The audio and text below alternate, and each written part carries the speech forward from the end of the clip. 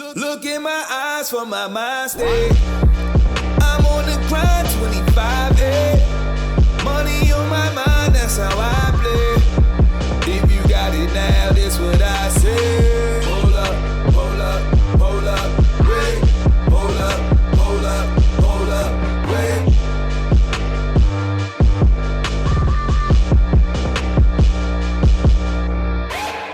Live from the 407. That don't even roll off the tongue. I don't like that. We need to go to Miami. 305. That sounds better. That sounds better. It does.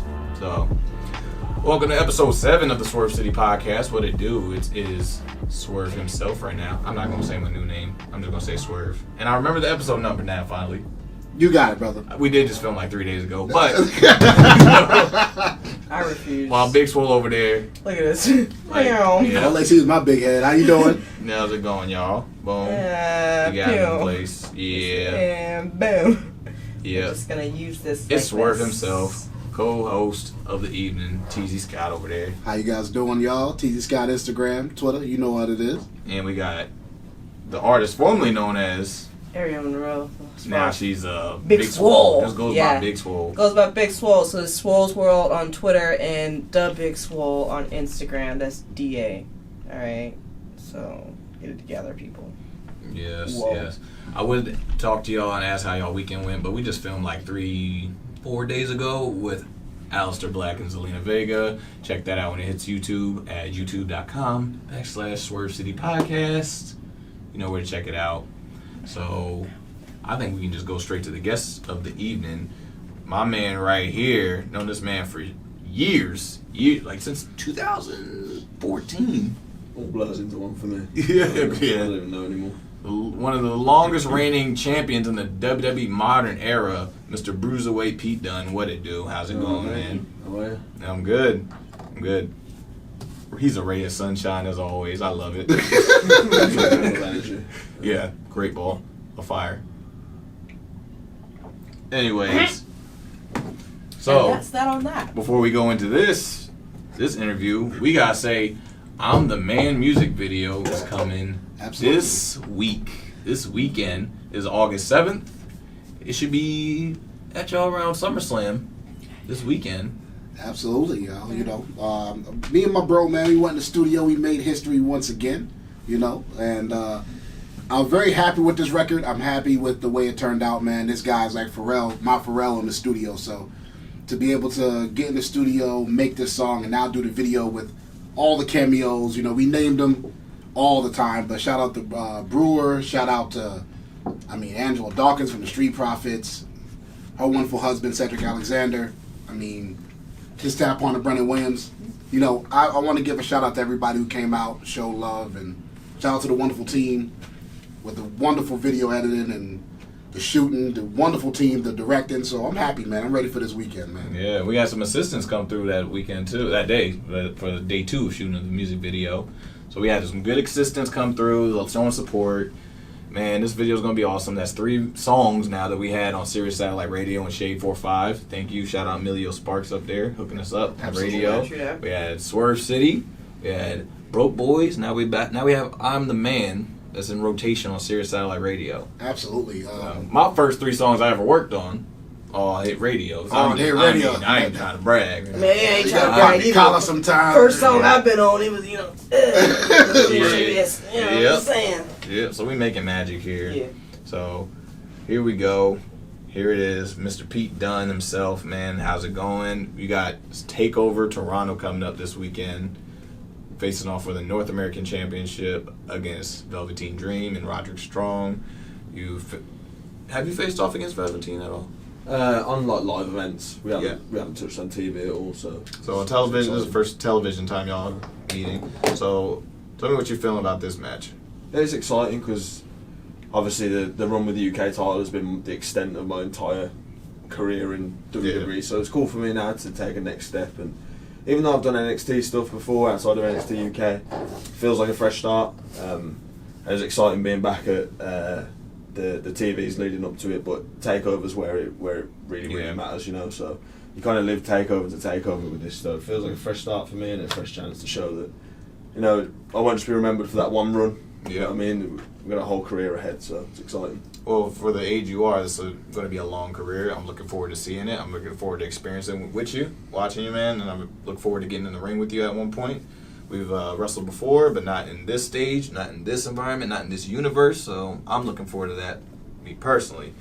But, man, let's talk about the match of the year that you had with Tyler Bate. Another one I'm really familiar with. Love Tyler Bate. Shout out to Tyler. We got British Strong Style There we are. right there. Hey. Boom. Talk about that match, because that was like you did the UK tournament, and that already showcased and that introduced you to the universe, the WWE universe itself. Now, the follow up is always the hardest thing, because once you have your introduction, you have your insurrection into the universe, into the audience. You always have to follow it up with something, and y'all hit hard and heavy at the following when y'all had the takeover. And you faced off for the NXT UK title. Tell me about that experience, man. So I think we were just a series of for the last the 10-year lead up into it, it always felt like I was just missing out on stuff. And then from that point, from when that UK tournament happened, it was all right place, right time. I think TakeOver's the best example of that, because even though there was a demand in the UK, there's always been a demand for our own show. And then after that UK tournament happened, that really sent it through the roof, and people were saying we want this now. But I don't think that translated to a US and especially a worldwide audience. Yeah. Whereas we took TakeOver as a second chance to introduce ourselves to a much bigger audience than what we had before. So even though that first tournament we did was massive, we knew this was another level. So it was a great chance for us to go in as relatively unknown, which helped us a lot. To come in and we've worked together. I helped train Tyler and stuff. I've known him literally since he started wrestling, so it's completely calm and natural to be in the ring together, and it was just the perfect chance. Everything fell into place for us, and it obviously not only did it help us obviously going forward, but NXT UK and stuff spurred off of that eventually. So it's fun memories to look back on, something we're really proud of. Yeah, because we had Cedric Alexander here a couple episodes ago, and we talked about how he was one of the few guys in that group for the Cruiserweight Classic. They helped spawn the 205 Live and helped get him to the main roster with Raw, help Ali get up there, help Buddy Murphy get his chance shine, put all these guys on the showcase. And now y'all did the same thing for NXT UK. So I think it's more than just like, oh, you had great matches. Oh, you held the NXT UK title for so long. I think y'all really ushered in the rest of this, like having a UK performance center. That was on you guys' backs. So something we talk about, and I'm reminded about it by people like Shawn Michaels all the time, where it's you only get one chance to be an original at something. Yep. And we're lucky enough that we're in that situation where that now holds up forever. That 16 guys in that tournament, specifically people like myself, Trent, Tyler, Wolfgang, Mark Andrews, that group that were coming out here and doing NXT stuff in that middle ground before there was an NXT UK, but there already was a WWE UK, I guess, if you want to call it that. Mm-hmm. So we're that group of us are the originals, and you can't ever take that away. Do you know what I mean? Exactly. So it's something cool to leave behind. But like I say, this rolling into TakeOver now is that fresh start. So as much as I look fondly on that, I don't want to ever relax and kind of look at it as that was my career. I want to look back and say that's what started it, but on to bigger and better things. Yeah, man. Like, me personally, I think it's awesome, like, seeing, like, people that I've known for years. Like, I've seen you guys when you were, like, freaking 20 years old. Like, seeing Tyler when he was, like, 19. Like, spend times in Germany with you guys and stuff like that. Seeing, like, honestly, I've always known how good you guys were. I've always known how good you were, how good Tyler was, how good Trent was, and how good Walter was. Walter's been good for so long, good for years.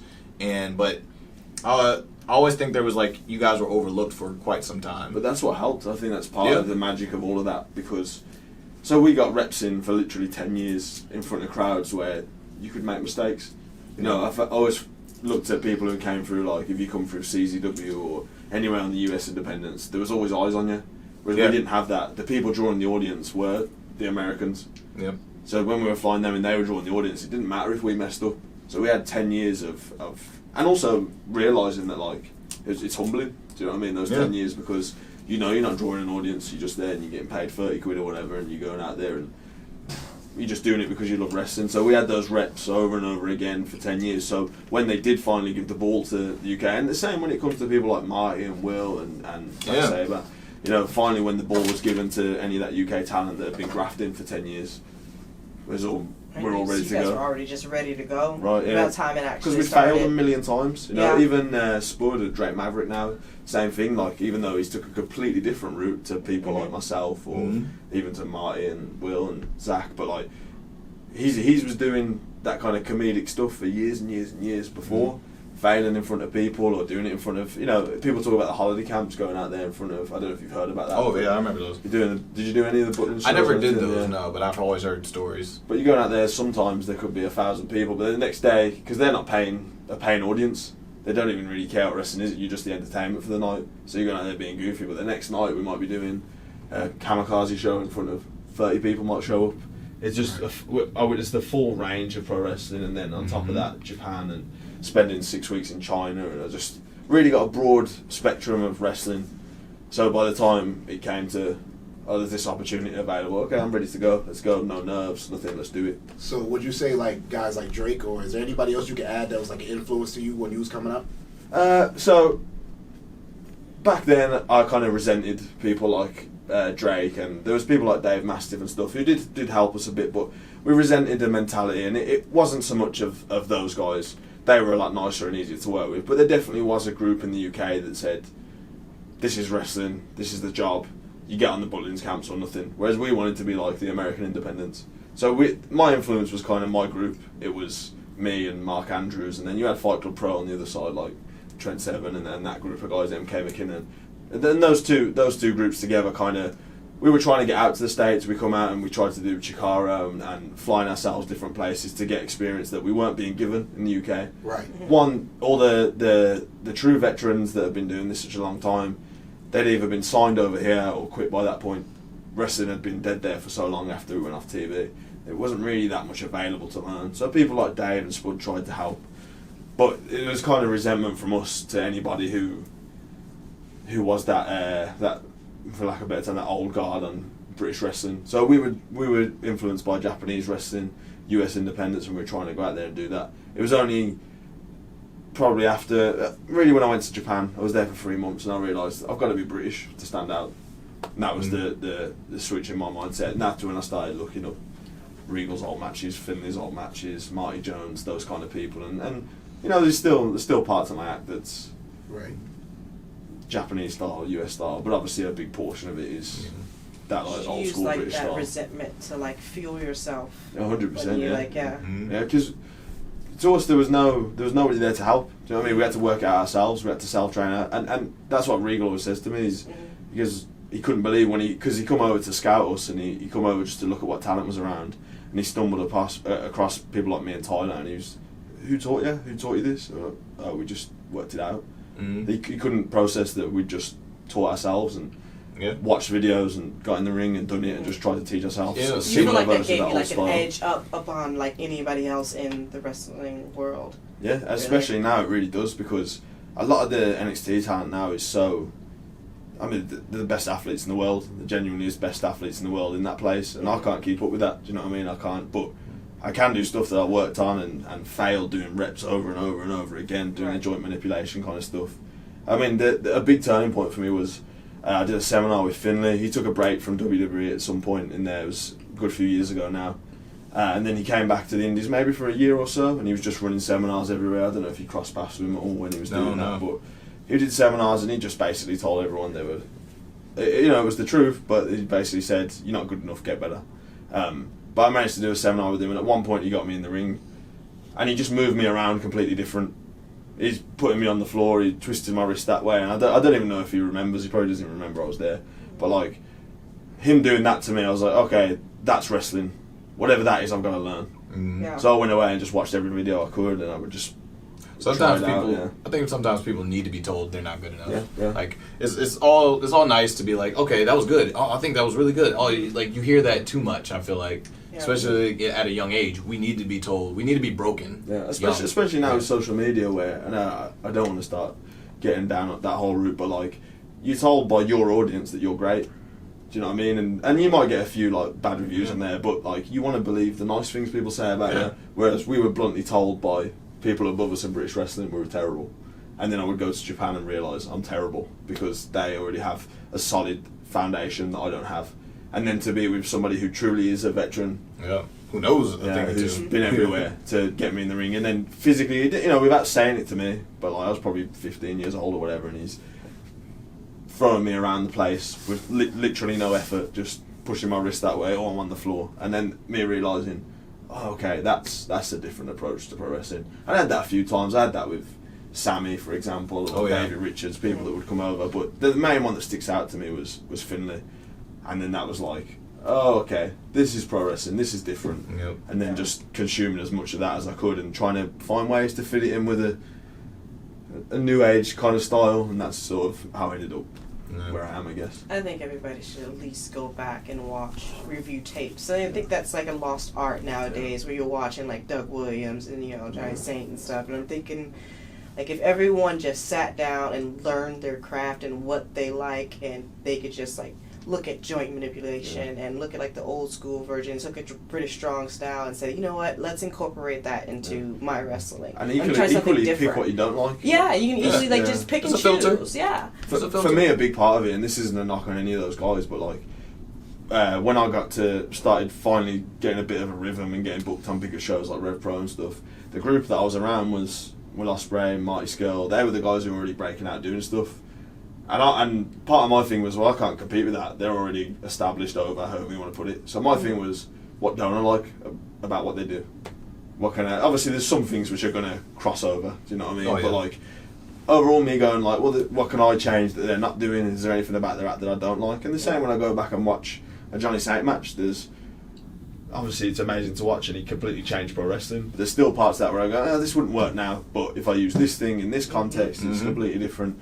And I think if people aren't doing that, then they're crazy, because it's important to have your own opinions, and you're only going to form them opinions by broadening your horizons on wrestling. Like I say, like going to wrestle in China for 6 weeks, where no one there knew what wrestling was. Right. So I'm going out in front of an audience, and some days it was 20 rich people that could afford tickets, and then there was a lot of people who didn't have as much money outside just looking through the windows who couldn't afford tickets. But you wrestle into those 20 people, and you've got to find a way to get a reaction.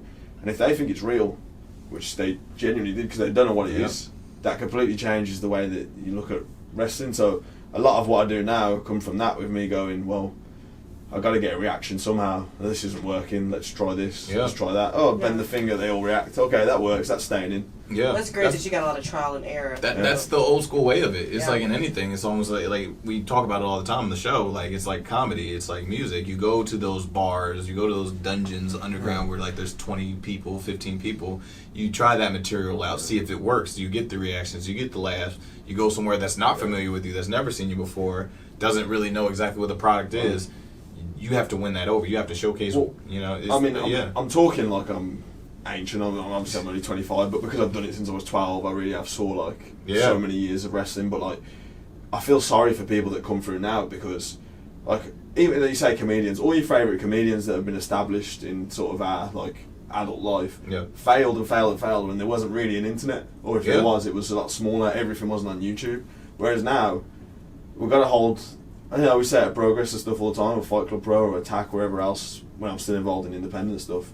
Unfortunately, we've got to hold you to a higher standard now. You got to get better faster, because everything guys like you. Yeah, because the wave of people, the talent that's coming up, it's like, well, you're going to get left behind. Yeah. You're going to get dusted. Whereas for me, I was lucky enough, like, I can't talk, because I was lucky enough to do literally 10 years of no one caring or knowing who the hell I am. And then it was literally like overnight, like super Z-list fame, but like it was overnight. Me and Tyler were just sitting there in the hotel, like just turn our phones off and just leave that there and just try and process it all, because it doesn't really happen in wrestling that often anymore. Yeah. So, what a blessed process to go through. Yeah. So at the, you said you being 25 and being young coming up in the business, do you find yourself now as an influence to other people? Like people coming up after you that you mentor, or anybody that you give advice to? Well, so the theme of my career is that it's completely unusual. So the good thing for me is, while I've been sort of having my most relevant years, having takeover matches and doing the Royal Rumble, whatever else has happened, I've still been doing independents. Literally going from takeover to the next week, I'm doing an independent show. So I've been lucky enough that like I can go to an independent show and literally see how I'm influencing people and seeing people's mindset and look and how they're looking and realising like that old guard that sort of made it hard for us to get better at pro wrestling. Oh, we're that now, so we can help people. Right. And hopefully it's always perceived that way. Sometimes it's not, whatever, I don't care, but like we just want the scene to be better. Do you know what I mean? And I've been lucky enough to be able to do that alongside. So literally a week after the Royal Rumble, I'm out at an independent show helping produce stuff, helping put matches together, and a lot of times wrestling. That's great, because there's a lot of people that are gatekeeping that are selfish. Yeah, they hold it. Yeah. I'm glad that you're in this business to say that I'm trying to leave it better than how I found it. Yeah, and sometimes you've got to be blunt, like Finley was with me and whoever else was with me. Like sometimes it is a case of right, get better. There's a lot of eyes on you. Like you know, for example, just using Fight Club Pro as an example or Progress. They used to be under the radar. It's not anymore. They could come out to Toronto. They can go to Australia. They can do whatever. So the quality's got to be better, and it's on people like us to sort of to pass that on. So it's been a wicked experience for me to be able to experience every single part of pro wrestling at once. So my whole career has been so unusual in the way that it's happened, and it's only getting weirder as it goes. Yeah. All right, we're gonna cut the feed on the IG Live right now, so y'all gotta go watch the rest of it. The rest of it, tell them where they gotta go, Tease. YouTube.com/Swerve City Podcast. You feel me? And the Twitter.com/Swerve City Pod. Make sure you follow that as well. Yeah. Yes. So if you want the rest, you want to see the rest, you better go to YouTube, Swerve City Podcast. Hear the rest of the interview with Pete Dunne. Rest of the interview with Pete Dunne. Yeah, I'm sorry. You can say no all you want to, but you gotta wait. No, you wouldn't have to say no if you One subscribe. button, bro. Subscribe. See you That's all later. you got to do. Subscribe. It's very easy. We about Peace yes. out, Small world. Sorry to the guy who just joined, but we out. We gone. He's like, what? Wait a minute. Don't be mad. You don't pay for Instagram anyway. Right. Especially not the feed. So, being 25 years old, we talked about coming up. You had the gatekeepers. You had the inspirations and the influences of Fit Finley. Another name that flies under the radar, doesn't get enough credit for the UK scene is Nigel McGuinness. I think he needs to be held much higher. He's a perfect example because he was currently in the States, so they're the people we wanted access to. Exactly. Like, you're either big time in the States, you're currently there, or you just retired, or you know what I mean. There was no one like that for us to go. Doug was still around from time to time when he was back from TNA or back from Japan, but it was very rare.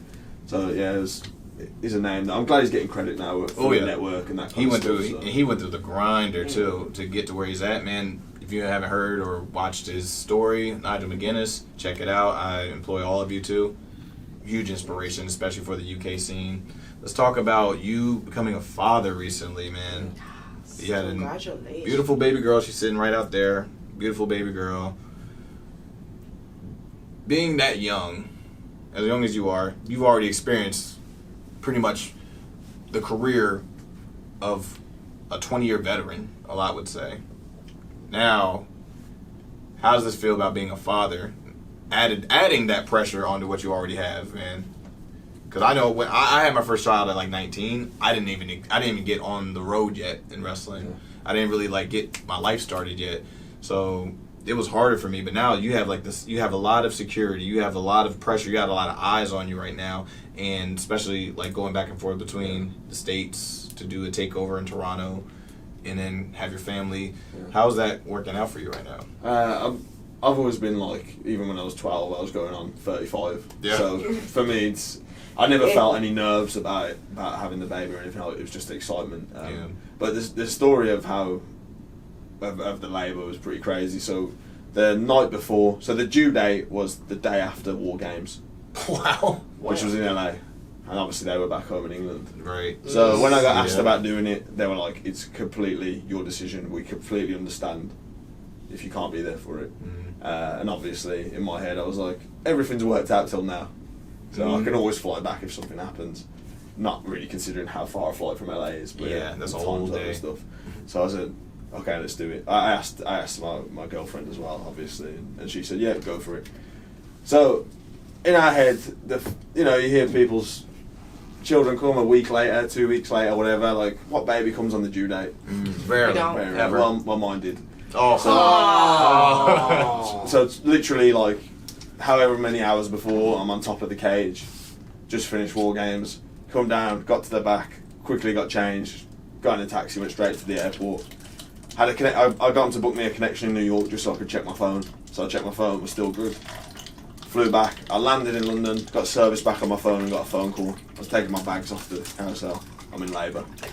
So I literally drove back from London to Birmingham, and within maybe 5-6 hours the baby was born. So I made it by like the skin on teeth. Man. So I didn't sleep Amazing. for like 4 days. It was the most confusing time I've ever had in my life. That's like 3-4 It's times awesome though story. you just went through to get to your baby. Like, Yeah. time Never jump. ever again would I ever risk that. Yeah. Now I've been there for it and experienced it. What was I thinking? It's just I think before it you don't realise what an actual, or maybe I'm just ignorant to it, but like what a crazy process it is, you know. So like, never again would I ever risk something like that. Yeah. Never. Yeah. No. It's But it's a cool story. It's an Yeah. ordeal, It's that's awesome. for sure. Did you have like a mind change mentally about like what you've been doing, like as far as like being on the road and being like at home with the girlfriend? Like there's a whole lifestyle change when the baby comes into life, man. Like what things does you feel like you changed up? It's hard out, but luckily I've been at home a lot more. So last year I was literally flying everywhere. I bought a house and I wasn't in it for about, I think it was like 6 weeks. I flew home from the States, got the keys to the house, didn't even get to go in it, and I was away. And then I was in the States for 2 weeks, then I went to Australia, then I went to Canada. So it was like a whole thing. So I was never ever home. But luckily since the baby was born, WWE have been great, and I've been doing less independence and that kind of stuff. So Yeah. I've been home a lot more. But it's definitely harder when I leave. But at the same time, like, there ain't no job I could get that would pay what this job gets. So even if, obviously I still love wrestling, like, it's still the best job in the world. But if it ever got to that point where it didn't, at least I know there's incredible security for her. Do you know what I mean? So Exactly. even though I'm young doing it and I'm in the swing of things, but especially now more than ever, and especially with the NXT schedule and stuff, it's very, very doable. And WWE are great about families and that kind of stuff. I'm sure you know by now, but like any time I would need something or I'd need time off, or if I end up moving out here or whatever happens, that they're really accommodating with everything. They're going to make it as easy as they can. You looking into it, moving over to Orlando? Maybe. I'm still in that, like, for me personally, because I've got that life back home. You know what I mean? It's hard just to uproot, but I'm sure at some point I'm going to have to, whether it's sooner or later, I'm not too sure. But at some point in my life, I'm sure I'm going to have to. It's gonna break Trent and Tyler's heart. Man. I'll I bring swear them. it is. Yeah. I swear it is. Sorry, bro, I got to go. But that's the thing, even with them, like sooner or later, like this company still, even though we have UK stuff and that's great, at some point it's, you know, the way NXT works is you go, and then you go up, and I'm sure NXT UK is going to be similar, where whether you go up to the main roster from it or whether you come There's gonna here, be a system based here. So I'm sure sooner or later we'll all be over here, but definitely right now I like having my base in the UK, and I like the grandparents having a life with the baby and stuff. Yeah, so that's true. We'll just see what pans out. Yeah, that's a lot to live. Whew. Yeah, that's a lot to take in, man. So, you know, let's talk a little bit about the music scene out there, because I'm not really familiar about what the music scene is in the UK. I'm not even familiar with the hip hop scene out there, and I want to do more research on like a lot of the hip hop artists and stuff that are out there. So tell me, what is the music scene out there? Are there a lot of more? What is the genre? Is it more rock? Is it more hip hop? Have you heard of grime? Grime, very underground, yeah. It was underground. It was really like underground hip hop in the UK, but it's exploded now. People like Stormzy, if you've heard of him, he's absolutely huge in the UK now. Okay. So that's got really popular. When I was a kid, it wasn't. It was this really underground thing that only certain people were into. But now it's really popular. There's Stormzy, Skepta, people like that, you know. Which one you listen to? JK, he's from Birmingham. He's great. I listen to him a lot. So you should definitely check him out. Absolutely. Did you go into their live shows or anything? I've never been to live shows just because I've been so busy. When I was younger, I was into like hardcore music and that kind of stuff. So I went to a lot of shows. So I was into like pop punk and hardcore music, that kind of stuff. So I'd go to shows all the time. Same when me and Mark came out to the States for like 3 months. Yeah. We'd always try and find gigs. Shout out Mark Andrews and Junior. There you go, Junior. Mark Andrews band Junior. I seen them live before after Fight Club Pro Show. They're good. They're dope. They're doing a sound. They just came out with an album. Yeah, they're doing the soundtrack for TakeOver Cardiff as well. Yeah, that's right. Cool, yeah, so when you watch NXT TakeOver Cardiff, NXT UK TakeOver Cardiff on the WWE Network. That's Junior.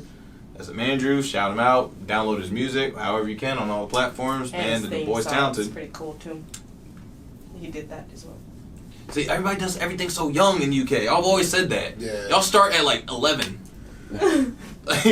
Y'all start at 11, 10. As soon as y'all hit double digits, y'all in the ring, y'all on the road, y'all making music, y'all starting your lives, your entertainment life at such a young age. And Americans were lazy.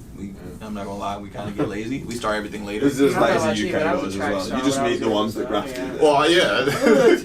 Like, so lazy. my first match was with I was my on first match in ESPN. front of an audience outside of our training place was with Mark. So he was like 14, 15. I was 13 years old, and we've just been like really close friends ever since. So Yeah. it's cool. Everyone starts super young. Tyler was probably 14 when he started. Yeah. Everyone except Trent starts really young. Yeah. But Trent is going for his age, man. I seriously. So we discussed like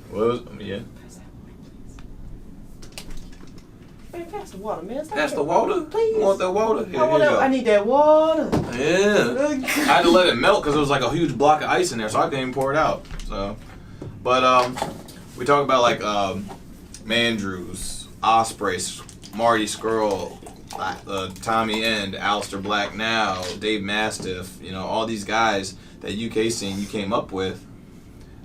A lot of those guys hit the scene running quicker.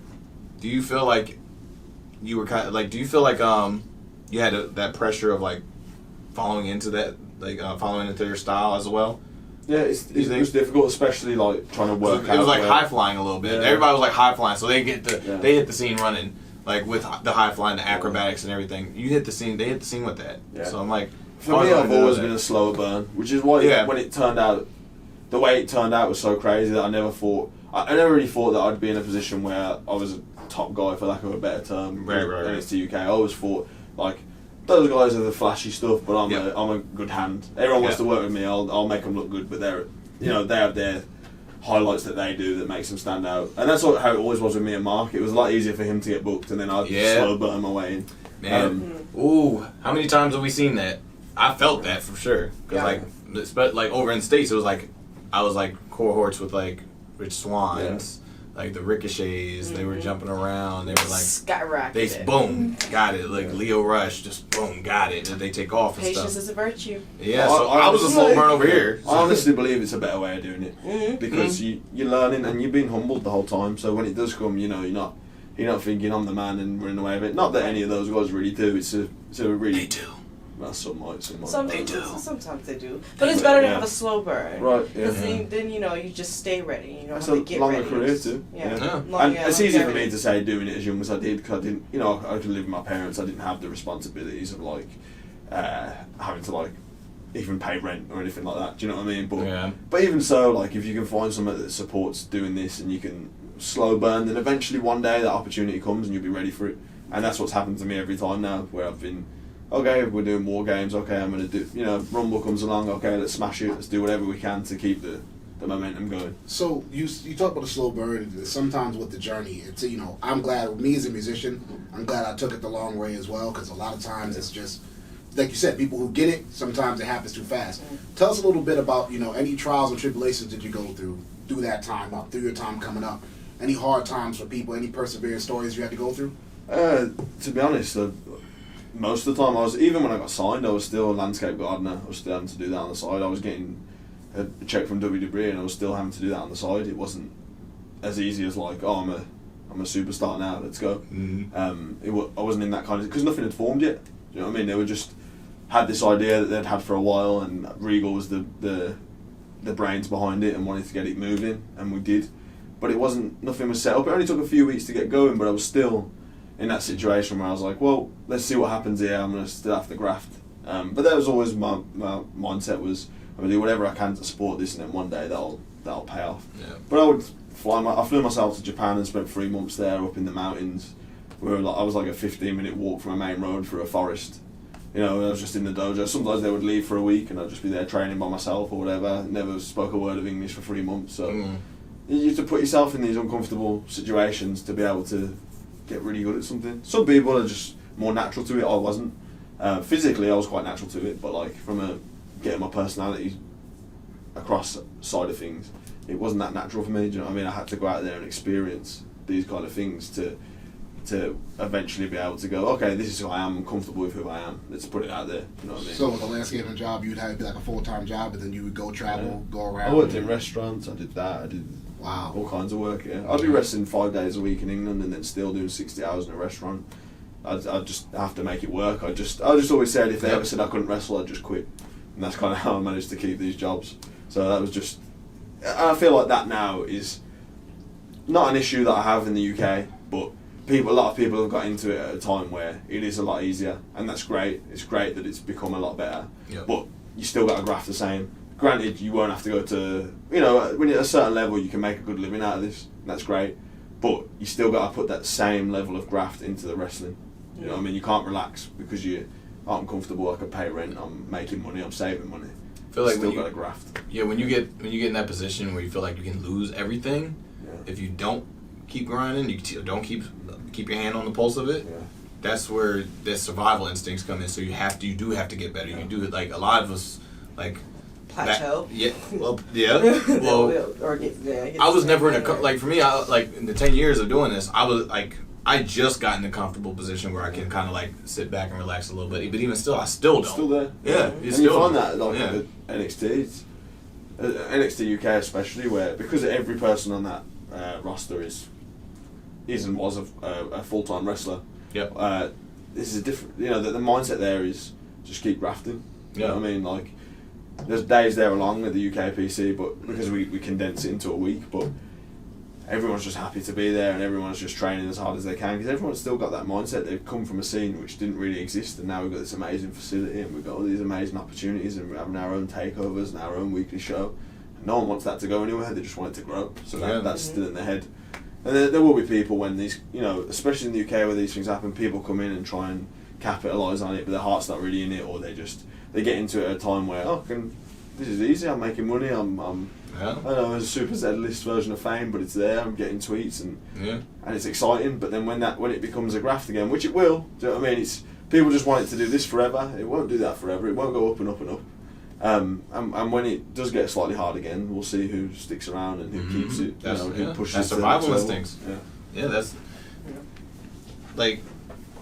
what I feel like everybody needs to go through a struggle, and you got to feel that struggle. Once you do, that's like it sharpens. Put it this way, I had a lot more fun struggling than I have with wrestling when it's been a lot easier. Do you know what I mean? Not that it's easy at all because the travel's hard and the matches obviously is rough on your body and whatnot. That goes without saying.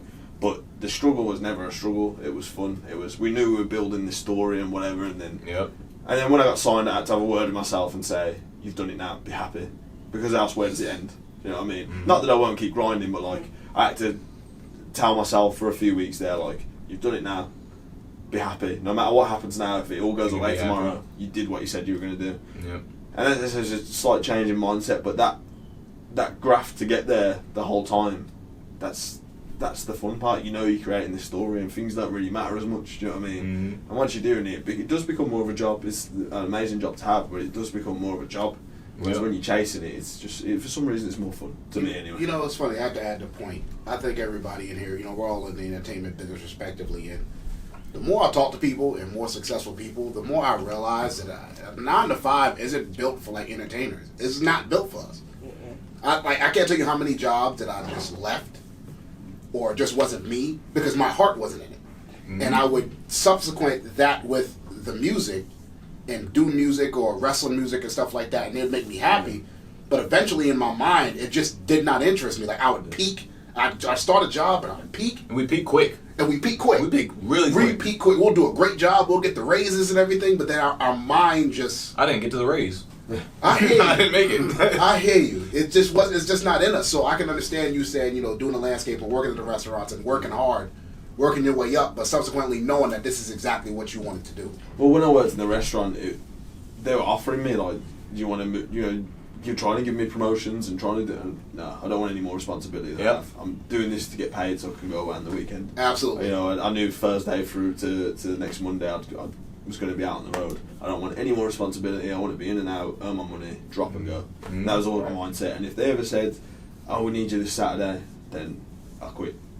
okay, see you Monday. Do you know what I mean? That was always my mindset on it. So I feel like you have to be that savage with it as well. You have to realise that there's a million ways to get paid, but there's not a million ways to do the thing that you love. Do you know what I mean? And you've got to kind of approach it that way. That's a jewel there. Boom. That's a. I'm gonna tweet that. That's a jewel there. Yeah. That's. One of the final things I want to talk about is that Royal Rumble appearance. When did you know that you were going to be put into the Royal Rumble? So it was the worst kept secret ever. So we found out the night before after TakeOver, but we knew. Yeah. We knew for a couple of days. Yeah. Things just people talk, but it was still cool, and obviously like Triple H got us into a room and told us that it was going to happen. So. I don't smile very often, but I had a big smile on my face. Very true. It's I can tell that made you happy. I can feel it right here when you just like try to hide stuff. Be like, yeah, that was a good day. I have to try and hide it often. But yeah, so for me, like, it's kind of, in a weird way, it's bigger than doing a WrestleMania or something, just because everyone knows what Royal Rumble is. Right. To all my friends back home and stuff.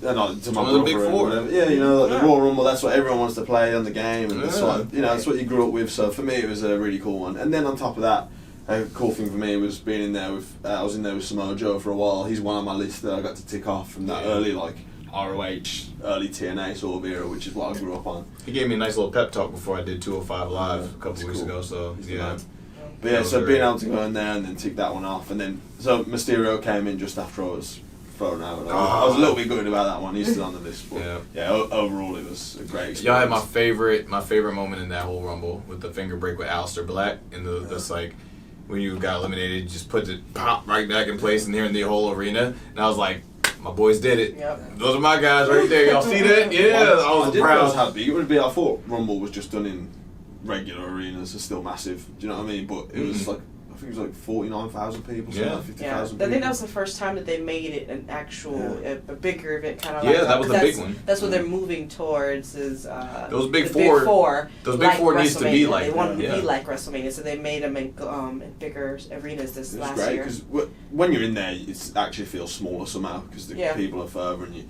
even at TakeOver sometimes, like the match with Tyler, we couldn't see people reacting. You can kind of hear them, but you're really focused. And we come to the back, and then people rush over to me and start telling me great match, whatever. Then they rush me away to do media, and the guy from ESPN said, "Oh, how does it feel? You just had match of the year."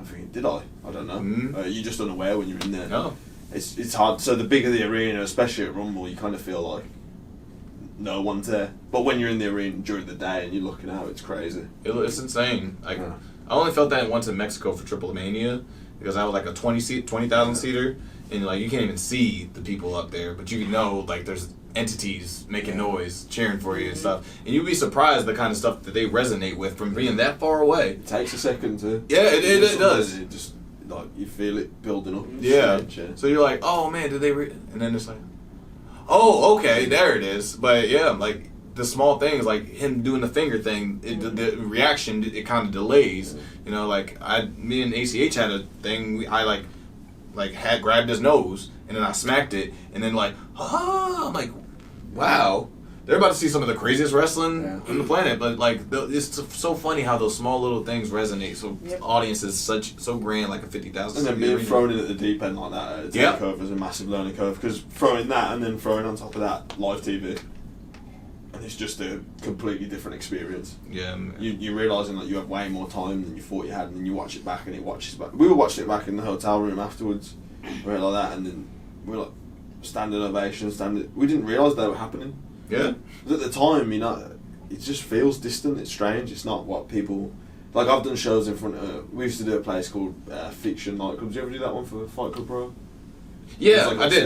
Yeah, I did do that. Probably I did it twice. 150 people in there, but because they're so close, you can feel them sweating and shouting, and that's like just the fact of feeling someone's hand on the ring apron while you're wrestling is like, ooh, banging the mat and stuff. And that's louder somehow than having 50,000 people. It's such a strange feeling. And then you watch it back, and it just watches back completely different. Then reverses you being actually in the ring. It's kind of like you get that tunnel vision. Yeah. Once you're just in there, you don't feel it. You don't see anybody. You're just focused. What's the big arena that you want to do? It's like, because you've done Wembley. Well, so the local one to me is NEC and NIA in Birmingham. I've done a whole bunch of the main roster tours every time they come over. So I've ticked off both of them. We've done the place I had my tryout, the Hydro in Glasgow. I've done there a couple of times now. We've done Wembley. We did that at Progress. I think I've done it with a main roster tour as well. So for me, there's not really. I've kind of ticked off the ones that would have somewhat of a meaning to me. Yeah. And outside of that, like we did with the Progress tour, we did the ECW Arena and the smaller ones like that. I like to do Karakun Hall. I haven't done that one yet. I just missed out on the Fight Club one. Maybe at some point it'd be cool. Yeah, Corkin never had like a place in my heart because like as far as like wrestling, it was just like when I was growing up, I just knew SmackDown, I just knew Raw, and like as I got older, I seen like the ECW arenas and all that stuff, and I was like, but Corkin, everybody, that's a place in everybody's heart. Yeah. But like it's one of those arenas I would like to at least just go visit, just to see it. I don't really have that much of an attachment to certain buildings and stuff because I never really saw any wrestling that I saw in a live venue I've now wrestled in, and even at the time though I didn't feel like. Even at Wembley for Progress, it was cool that we got there and we did it, but like I didn't have that feeling of like because I'd already been doing NXT stuff for a couple of years, so it didn't have as much of a special feeling as I wish it would have. Do you know what I mean? Yeah. And what's next for you? What do you feel? What are your next couple goals? Like being a father, being like NXT UK, pretty much legend, staple head for it. You know. Yeah. And what's on your next? List? Yeah, the list. We should do lists. Lists nowadays are getting out of hand. Yeah. Yeah. Oh, Lord, I don't know who made that rap list, but you Yeah. fired. But so I struggle with I've always been really goal orientated. I really struggle with that now because I'm in this point in my career where it's a lot of it is wait and see. yeah, Like see what presents itself. Like I never thought I could be an independent wrestler that did the Royal Rumble, but somehow that happened. Do you know what I mean? So I'm in this strange position where I want to keep the momentum rolling, but I don't really. And then like when it comes to that list, there's people like AJ Styles on there that I still want to work with. A lot of them I've been lucky enough to tick off, but that era of like early Ring of Honor, early TNA, that was what I grew up on. I grew up watching. So AJ's a big one on the list. Rey Mysterio's a big one on the list. So there are a couple that could potentially happen. I was fortunate enough to do a 6-man with Ray. Oh, did you? Fortunate, yeah. That's cool. It was right Daniel before he Bryan, went too. he's obviously one. Oh yeah, seen man, that matches, but I need to see that happen. Me personally. I feel bad sometimes. I do so much of his stuff. Yeah, that's why I'm like, I need to see this happen. And the colors, the burgundy. For me, it's the color, the burgundy color. Burgundy? Yep. Bruh. Yeah, I'm like, that's all I love burgundy. That's like one of my favorite colors too. I just love it. When he came in with the burgundy kick pads, I was like, oh Bruh. yeah, that's the So Brian. exciting. I need to see the Brian Danielsons. That's it. Yeah. I got Finley colours for Takeover. Mm-hmm. But yeah, I always bounce between the two. Yeah. Regal and Finley. Is this bear your favorite tattoo? I always wanted to ask that. It looked like it hurt like It hurt a lot, Dickens. Yeah. I asked him that years ago. I'm like, bruh. My knees. Every So time. everyone told me it was going to be awful, and I got the line work. The line work was fine. I thought It's the shading in it, the breeze. colouring It's in like it. shading. It was just awful. My knee was swollen up, and then I was determined to get it done in one sitting, just so I didn't have to go back. But it swelled up so bad that he was You like, just couldn't. "We can't. Yeah. You got to come That's what back." that is, yeah. So then coming back, it was times that by 10 because it was all like, I it was really still, like- and I was still working on it because I was still in the mindset of you gotta go to work, you gotta wrestle. So literally like that weekend, I'm trying to wrap it up, but it's all coming down. I was probably infected. It wasn't a good time, but. Working on leg tattoos is the worst because I got the calf done and I had to do south side over there. And I was like, oh my God, I don't know how I'm going to do this. I had to change up entire matches because of it. See, I'm an idiot. I made a mistake I don't and want got to do my Phoenix here and doing a check, and I was like, I know I did not just Sklack check out. my leg. I was like, this is Sklack out. what I get. Look. Yeah. I've been wanting to get the other one This is what done, I but get. just I have to psych myself up. Do you know what I mean? And be like, okay, I'm Right, and you got to at least take like a week yeah, off. maybe. Yeah, I got more time off these days, so it should Oh be yeah, alright, that but should yeah, be fine. Yeah. I want to get it done. I can get that whole week and a half healing process. I just got this done right here. Oh, the wrap thing. Oh yeah, So I got that the heals up real fast. yeah. I was like, oh snap! Do some Aquaphor. This was done I stopped feeling pain in a matter of like 4 or 5 days. Like usually you get that soreness for a while. This was done in like 4 or 5 days. I was like, oh snap! I don't even have to wrap it anymore. So I went out and did road loops, and I was like, oh yeah, I'm good. Yeah. So, man, we pretty much went through everything that we had planned to talk to you about. Got TakeOver Toronto. this Saturday, I'm actually gonna be there. Hey. Able to watch it. Let's see what happens. Yeah. TakeOver Toronto, man. North American Championship. That'll be dope to see Pete possibly win the NXT UK title and the North American title. I can dig it. Go ahead, put that in the universe. Yeah, I'm gonna throw that out there. Yeah, throw that out there. I just think for the North American title, we got an African American performer, a UK superstar, and an American superstar for a North American title. I think that's brilliant because a lot of people don't they oversee that, but that's really important to me. That's really important to everybody in here. Absolutely, representation matters at all times. It is. That's like 3 different cultures coming together for one championship. So that's what I'm looking at, and that's one of the matches I'm mostly looking forward to be honest. Me too. I was looking for I've been looking forward to this because you, Alistair, him, like a lot of guys that I watch, Bray Wyatt, a lot of my favorite guys, and just to see you get this opportunity, man, I'm gonna be tuning in Saturday for sure. Cheers, man. Yeah, man, bro. I'm gonna let you know how it goes, but you'll be watching anyway, so it don't matter. Absolutely. Yep. So, but yeah, man, it's been great having you on. I appreciate you coming through. You got your family out there. I don't want to keep you out too late with the baby. And like, tell the camera, plugs, social media. It's okay. You don't need to follow me. Yeah. You'll find them. Yeah, I'm boring. Twitter's boring now. You're never on Twitter. Yeah, I'm Twitter ain't the same, bro. You're Twitter's never not on the it. same unless you follow the messy people. Yeah. And then it makes it fun. Yeah. And It's only negative most of the it's time. just mostly negative. Yeah, it is. Yeah. Instagram's a little better, but still, I'm over Instagram just got too many thoughts, and then Twitter just got too much news about all the horrible things going on in the world. I'm just like, I don't even follow the negativity, but it somehow finds a way on the timeline. yeah. That's what I don't see. it always, it It's always messy. on there. Yeah. It's messy. And then Especially like wrestling Twitter. we won't even get into that because oof. A mess. But yeah, this is Pete Dunne, the Bruiserweight man. Yeah. Former NXT UK champion, longest reigning champion in the modern WWE era. Happy to know you. Honored to have been friends with you for years. We gotta get in the ring very soon, man. So, as always, Teasy Scott. Yes. Tell the camera, tell the folks. There was a 50 top rappers list that was going on, and I made on Twitter earlier, I made a comment speaking on Josiah Williams, and Megaran. Made a tweet out saying that Megaran was the greatest wrestler rapper of all time, and I stand by that. And I feel like Josiah is right there with him, so I feel like that's the Austin and Rock of this right now. People ask me my honest opinion, because a lot of people don't like to rank themselves, and I honestly said it's Megaran, Josiah, and then myself, and that's what I stand by. So, shout out to both of I'll those put guys. you up there, Teasy, number 1. Well, thank you, brother.